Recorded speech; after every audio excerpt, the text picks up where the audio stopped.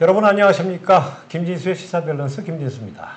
네, 안녕하세요. 김진수의 시사밸런스 백예령입니다. 네, 오늘은 국민의힘 인천연수울 김기흥 당협위원장 나왔습니다. 안녕하세요. 안녕하세요. 네, 일주일 만에 뵙네요. 첫 번째 주제는 그 민주당 내 더민주 전국혁신회의라는 조직이 있는데요. 지금 이게 여러분들 잘 아마 모르시는 분들 많을 것 같아요. 네. 근데 이게 아주 민주당 내 아주 파워 있는 핵심 조직이라고 하는데요. 네. 지금 조직 재정비에 들어갔다고 하는데 관련해서 좀 내용을 좀 아시나요? 그러니까 이 더민주 혁신회의에 대해서 시선이 이제 이른바 민주당 내 강성 지지자 분들 이렇게 개딸 입장에서는 굉장히 긍정적인 면으로 많이 보고 있거든요. 원래는 사실상 원외 조직이었습니다. 근데 이번에 총선을 거쳐서 더민주 혁신회의 한 60여 분, 70여 분 정도가 총선에 나왔는데 그 중에서 한 30명 넘게 국회의원이 됐거든요. 실질적으로 이재명 대표의 어떤 리더십을 공고히 하는 데 있어서 아주 큰 역할을 하고 있다. 긍정적으로 평가하는 부분이 있고 또 한쪽에서는 이분들이 너무나 이제 이재명 대표에 대해서 옹호하다 보니까 당내 어떤 다양한 의견들을 좀 무시하고 한쪽으로 몰아가는 거 아니냐 그런 비판도 있어서 이번에 김두관 후보 같은 경우는 조금 제가 볼 때는 부적절한 상황. 왜냐하면 그때가 광주 전남 그때 대회였거든요. 근데 이제 하나회 갔다 그런 얘기를 해서 왜냐하면 민주당 내에서 대한민국에서 어떻게 보면 5.18 그런 어떤 그 5.18 민주화 운동에 있어서의 하나회라고 보면 굉장히 어떻게 보면 그 부정적인 이미지가 있지 않습니까? 근데 그럼에도 불구하고 민주당 경선에서 그게 더민주 혁신 회의를 이제 하나회라고 굉장히 강하게 비판을 했었거든요. 그러니까 센 표현이다 이거죠. 네, 맞습니다. 그러니까 이게 말씀하셨듯이 이번 총선에서 70명이 출마해서 31명이 당선이 됐어요. 네. 그리고 지금은 공동대표 5명, 상무위원 10명, 그리고 그 아래 상임위원이 1,100명. 그러니까 1,000명이 넘는 조직이에요. 안에 1,100명이 있다는 거예요. 네. 굉장히 큰 조직이죠. 근데 이제 최근에 박찬대 민주당 원내대표가 문재인 전 대통령 예방을 가서 이 그 모임에 대한 얘기가 나와서 조금 이제 관심을 끌었어요. 네. 그 문 대통령이 그 혁신회의에서 내는 메시지가 너무 거칠다 이런 얘기를 했다고 해요. 그러니까 이게 당내 선거, 전당대회고 그 다음에 공천 과정에서의 어떤 선명성 경쟁. 그럴 때 어떻게 보면 지지하는 쪽 입장에서 볼 때는 굉장히 명쾌하고 시원하고 그렇지만 이게 또 선거라는 걸 통해서 봤을 때 중도의 마음을 잡아야 되지 않습니까? 그런 관점에서 볼 때 더민주 혁신회의가 선거 과정에 있어서 그 구성원들이 했던 워딩들에 대한 비판이 좀 있었습니다. 실질적으로 보면 이제 김준혁 당선인 이제 의원이죠. 의원 같은 경우는 그때 미군의 뭐 이대 성상납 그런 얘기도 있었고 또 박정희 위안부 성관계 그다음에 퇴계 이황의 성관계 지존. 그러니까 어떻게 보면 조금 말이 좀 강하죠. 저는 그 세 개 다 잘 못 알아듣겠는데 네, 예. 왜 성관계 얘기가 나오죠? 그러니까 미군이 우리나라에 들어왔을 때 이대에 있는 분들이 이대생들을 통해 가지고 그 사람들에서 상납을 했다 그런 어떤 주장을 했었거든요. 선거 과정에서. 그래서 굉장히 후보 사태에 대한 어떤 강한 비판도 있었습니다. 근데 이제 그런 과정 속에서 여러 가지 논란이 있었는데 문제는 뭐냐면 4월 말일 정도에 더민주 혁신회의가 그 모임을 가졌습니다. 그때 국회의장 경선을 앞두고 뭐 추미애 그다음에 우원식 뭐 조정식 의원 다 갔었거든요. 네. 근데 그때 뭐라고 얘기했냐면 그 강위원입니다. 이름이 강위원입니다. 강위원 공동대표 당시 공동대표가 그때 문제가 됐던 김준혁 당선인 그 시절에 이 사람한테 역사 특강을 받아야 된다 이런 얘기를 했었거든요. 그래서 그때 이제 중도나 언론 쪽에서는 분명히 부적절한 워딩이 있었는데 국회의원 됐는데 이 문제가 되는 논란이 있는 워딩을 한 사람에 대해서 역사 특강을 받는 게 맞느냐 네. 그런 부분에 대한 조금 비판이 있었습니다. 그런 과정 속에서 그러다 보니까 이제 제가 볼 때는 문재인 전 대통령도 이런 강성 발언이나 어떻게 보면 중도에서 봤을 때 논란이 될 만한 그런 메시지들이 좀 나오는 부분은 조금 그렇지 않느냐 그런 관점에서 얘기를 했고 무엇보다도 이제 민주당 입장에서는 이번에 총선에 이겼기 때문에 이재명 대표를 어떻게 보면 대통령 후보로 만들어서 대선에서 이기는 게 제일 중요한 목표 아닙니까? 네. 그런 관점에서 봤을 때 이제까지의 어떤 더민주 혁신 회의의 어떤 장점 그렇지만 그럼에도 불구하고 중도로 가기에는 좀 거친 면에 대해서 뭔가 조직의 변화가 좀 필요한 거 아니냐 그런 관점에서 뭐 크게 봤을 때는 원내는 정책을 연구하고 여기에서도 원외가 있지 않습니까? 원에는 당원들의 어떤 활동 거기에 좀 포커싱을 둬서 좀 체계화하는 게 어떠냐 그런 의견이 좀 나와서 그런 움직임이 있는 것 같은데요. 근데 아직까지는 그게 수면 위에 좀 있다기보다는 아이디어 차원인 것 같습니다. 예. 그걸 나한테 이렇게 저렇게 주목을 받으면서 뭔가 좀 고쳐야 되겠다라는 생각은 있는데 명확한 어떤 방향은 아직 정해지지 않은 것 같아요. 네. 기본적으로 이 모임은, 이 조직은 그 2023년, 작년 6월에 생긴 조직이거든요. 그러니까 얼마 안 사실 됐네요. 1년 조금 넘은 조직이고. 근데 이제 이게 스스로 개혁하겠다, 이제 이렇게 했는데, 이제 염려는 아무래도 이게 지금 이제 이재명 대표가 뭐 90%까지는 못 이뤘지만 하여튼 85%가 넘는 지지로 당대표가 됐는데, 이 조직이야말로 그 이재명 대표 1인을 어떻게 보면 좀 떠받치고 있는 그런 느낌의 조직이어서 과연 그런 부분에 민주정당으로서 괜찮겠느냐? 네. 그런 어떤 당 내외 우려가 많은 것 같아요. 아까 말씀하셨지만 김두관 의원만 해도 혁신회의 해체해야 한다. 네. 아주 뭐 단호하게. 이게 기본적으로 당의 다원성, 민주성, 역동성 다 해치고 있고, 어떻게 보면 이재명, 홍위병으로서의 어떤 그 위세,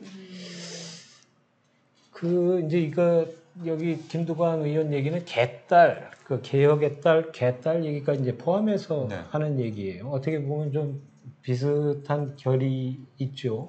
맞습니다. 그러니까 이번 전대 때 김두관 의원 같은 경우 후보 같은 경우는 확실한 대척점 어떤 본인과 이재명 대표와의 어떤 후보와의 어떤 분명한 차이점을 부각시키기 위해서 전략적으로 한 부분도 없지 않아 있겠지만 그럼에도 불구하고 이게 역설적으로 당내에 굉장히 결집이 되면 외연이 넓어지기가 좀 쉽지 않지 않습니까? 그러니까 딜레마에 빠질 수 있는 거죠. 그러니까 이재명 대표 입장에서는 사법 리스크를 앞두고 있어서 뭔가 이견이 표출되는 것보다는 나를 중심으로 뭉치기를 원하는데 그러다 보면 뭔가 이견이 생각이 다른 사람들을 쳐낼 수밖에 없는 그렇지만 내가 당대표가 되고 당 후보가 되는 게 목표가 아니라 대통령이 되기 위해서는 결국은 외연을 넓혀놔야 되지 않습니까? 그렇죠. 근데 그런 과정에서 좀 강하게 말한다면 그런 과정이 제3자가 봤을 때나 아니면 중도나 좀 외연, 좀 큰 틀에서 사고하는 사람들 입장에서 볼 때는 좀 질린다.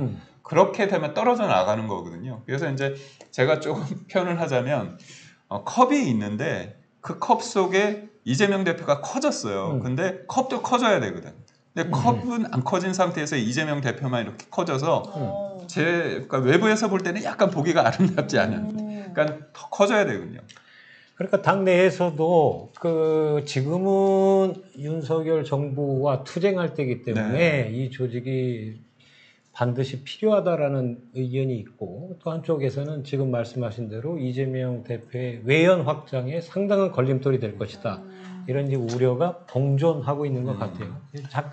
잠시 제가 이제 개딸 얘기를 이제 했는데, 우리 김 위원장은 민주당의 지금 개딸에 대해서는 어떤 생각이나 느낌을 근데 갖고 일단 계신가요? 개딸이 2030만 하는 건가요? 아니면 전체적으로 친명 전 연령대 아닐까요? 맞습니다. 전체 다. 그러니까 개딸이라고 해서 생물학적 나이가 젊은 건 아니더라고요. 현장에 보면 뭐 40, 50대도 계시고 젊은 분들도 계시는데 저는 그분들이 생각하는 그 누군가를 지지하고 그런 부분까지는 저는 이해할 수 있습니다. 근데 네.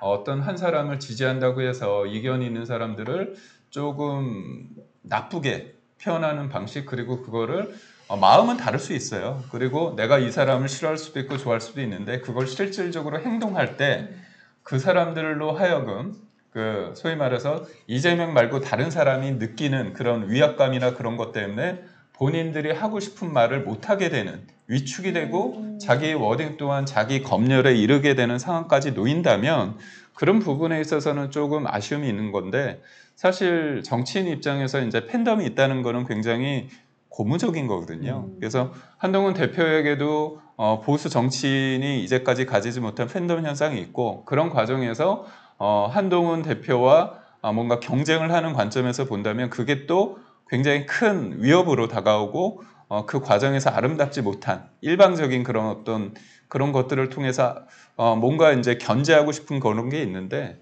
문제는 이 팬덤 현상이라는 것이 이제까지의 어떤 정치 문법과는 좀 다른 차원에서 좀 봐야 된다, 그런 관점도 있거든요. 왜요?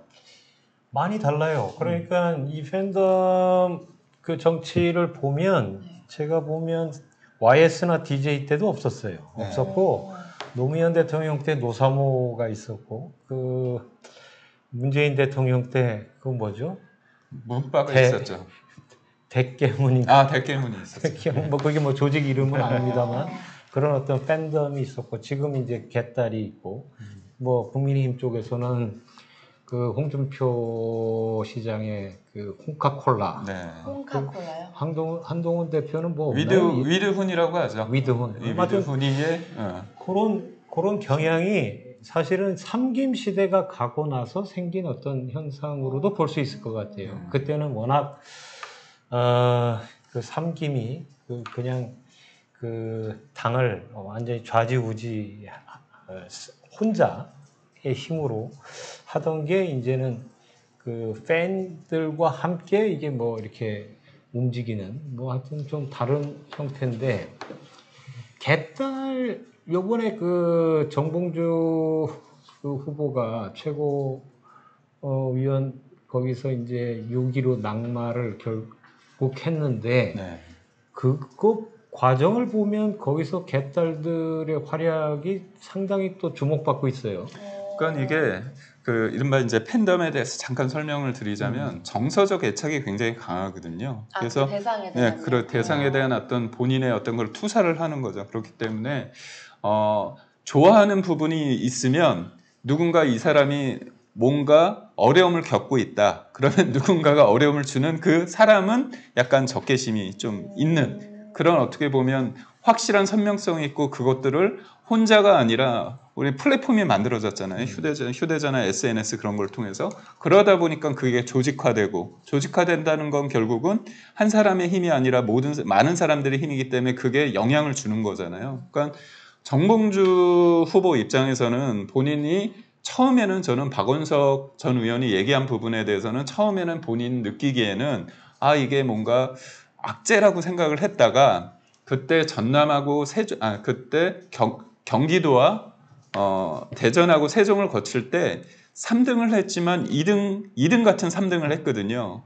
그러면서 내가 월요일 날 분명한 입장을 내겠다 하면서 개딸, 친명파리하면 안 된다, 명파리하면 안 된다. 그래서 어떻게 보면 뭔가 반성하고 설명할 줄 알았는데 더 세게 지른 거죠. 왜냐하면 표현을 좀 편하게 말한다면 견적을 뽑아보니 자기가 적어도 5등 안에 들겠다 싶은 거예요. 그러다 보니까 좀 더 나가서 내가 이재명 후보가 대통령 되는 거는 안 된다, 그 얘기를 그냥 본인이 얘기를 했죠. 그러니까 그 부분에 있어서 민주당 지지자들 입장에서는 너가 친명파리 부분에 대해서 비판하고 뭐 개딸 더민주 혁신회에서 비판한 것까지는 이해가 되는데, 왜 이재명 후보가 대통령이 되면 안 되느냐, 어떻게 보면 말해서는 안 되는 금기어라고 할까요? 뭔가 들어서는 안 될 걸 들어버린 거죠. 그러다 보니까 명확하게 확실하게 이 사람은 끌어내려야 된다. 그래서 이현주 후보를 올리고 그다음에 내리고 그게 그래서 이제 돌았다는 거예요. 그렇죠.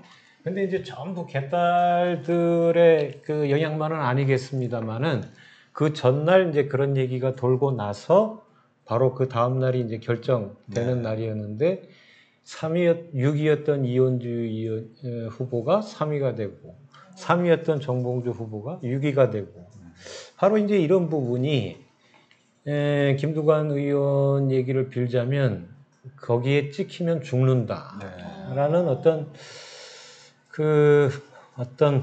이제 어두운 그림자라고 이제 표현을 했는데 사실 이제 그런 것들은 아까도 여러 번 얘기했지만 다양성이나 민주성하고는 상당히 어울리지 않는 분위기거든요. 이제 그런 같은 맥락에서 지금 이 조직, 지금 저희가 얘기하고 있는 그 혁신회의, 더민주 전국 혁신회의 이 조직에 대해서도 지금 얘기가 되고 있는데 여기서 첫 번째 문제 한번 드려보겠습니다.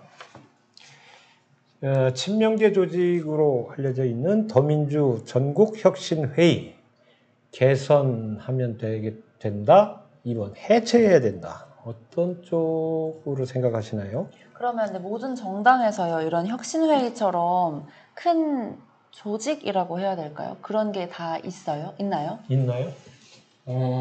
좀 더민주 전국 혁신회의 같은 경우는 좀 체계적으로 돼 있죠. 네. 어떻게 보면 민주당 내에 있는데 전위 조직이라고 할 수 있을 정도로 굉장히 선봉 역할을 하고 있는데 국민의힘 입장에서는 저런 조직이 있지는 않습니다. 그러니까 이게 제가 볼 때는 야당이 그 원외 조직에서 출발을 했거든요. 네. 그러니까 이른바 경기도 성남파에 있는 사람들, 이재명 대표가 경기도 지사와 성남시장을 했을 때 거기에 코어 그룹들이 좀 만들었기 때문에 네.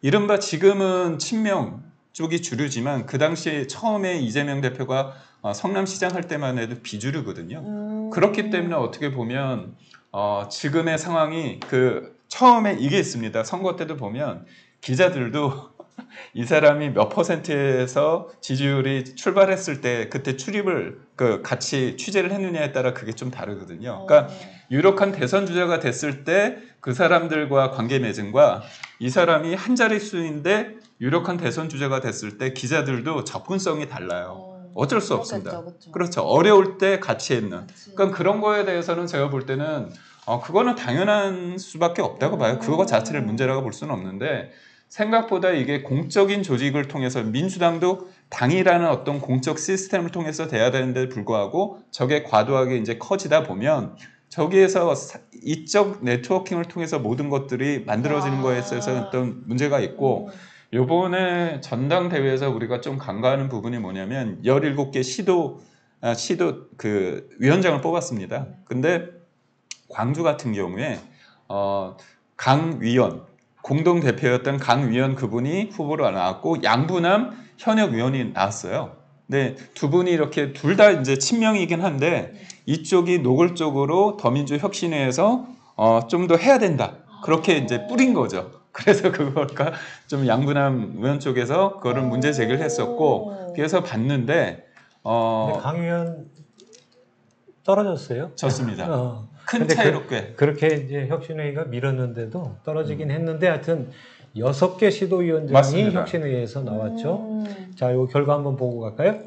네, 그러면 친명계 조직 더민주 혁신회의가 개선하면 된다, 해체해야 한다. 참가자분들은 이것에 대해서 어떻게 생각하시는지 저희 결과 한번 보도록 하겠습니다. 개선하면 된다가 66.3%. 해체보다 개선이 많군요. 네, 그렇네요.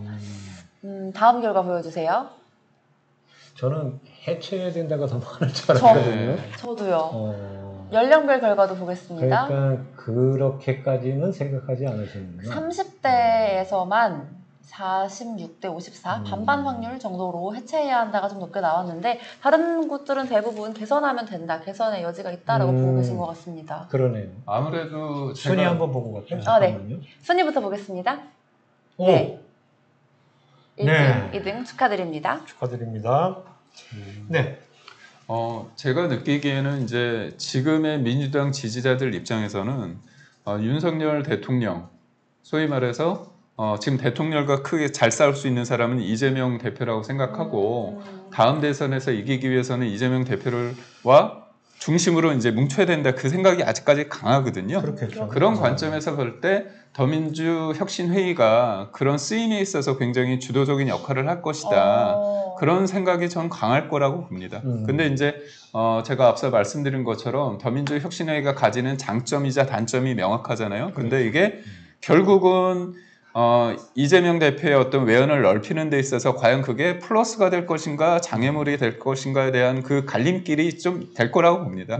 그런 과정에 있어서 그냥 무턱대고 옹호를 할 것인가 아니면 때로는 뭔가 아쉬움을 커버할 수 있는 그런 이견도 제시하면서 균형 있게 견제와 균형을 같이 갈 것인가에 대한 생각을 할 텐데 아직까지는 좀 더 강하게 가자는 그런 흐름이 있을 것 지금 같으니까. 뭐 자체적으로 한번 개선을 하겠다고 나왔으니까 네. 지금 그런 문제에 대해서는 어느 정도 인식을 하고 있다고 보이긴 하는데 아까 김 위원장이 얘기하다가 지금까지는 이라는 단서를 붙여서 이재명 대표가 어떻게 보면 가장 확실한 차기 대통령 후보로서 했는데 지금 비명계 쪽에서도 지금 움직임이 일단 그 총선 이후에 잠행해오던 김부겸 전 국무총리도 지금 이제 활동을 재개했다 그러고 김경수 전 지사도 이제 복권이 돼서 아마 이제 활동이 예상이 되고요. 그런 가운데 또 그 비명계 원외 조직도 지금 어떤 모임을 또 결성했다는 얘기도 있고 지금 어떻게 보면 그 이재명 독주로만 가는 상황은 또 아닐 수도 있겠다 이런 모습이 좀 보여요. 보면 대한민국 정치가 굉장히 그 다이내믹한 게 제가 이제 민주당을 출입했었거든요. 근데 2017년 조기 대선에서 문재인 대통령이 전 대통령 그 후보가 이기고 나서 그때 민주당 쪽에 대선 후보가 진짜 많았습니다. 많았죠. 안희정, 박원순, 뭐 김경수, 뭐 쭉쭉 있었죠. 그리고 10년 이상 됐다, 20년 간다, 100년 정당 간다, 뭐 그런 게 많았습니다. 근데 되게 다이내믹하죠. 뭐 제가 구체적으로 말씀을 안 드려도 뭐 안 지사 어떻게 됐고, 김경수 지사 어떻게 되고, 박원순 시장 어떻게 된지 다 아실 텐데 제가 드리고 싶은 말씀이 굉장히 이게 다이내믹합니다, 대한민국에. 그러니까 지금 상황에서 뭐를 예단하면 굉장히 경솔할 수 있다. 네, 왜냐하면 지금 이재명 후보가 이렇게 연임을 2번 했잖아요. 김대중 전 총재, 김대중 대통령 총재 시절 이후에 24년 만에 했단 말이에요. 근데 그걸 왜 했을까? 물론 총선도 크게 이겼기 때문에 대선으로 가는 데 있어서 힘을 더 몰아주자 그런 것도 있지만 한편에서는 사법 리스크에 있어서의 어떤 방탄과 당을 뭔가 자기 주도적으로 하고자 싶은 마음이 있습니다.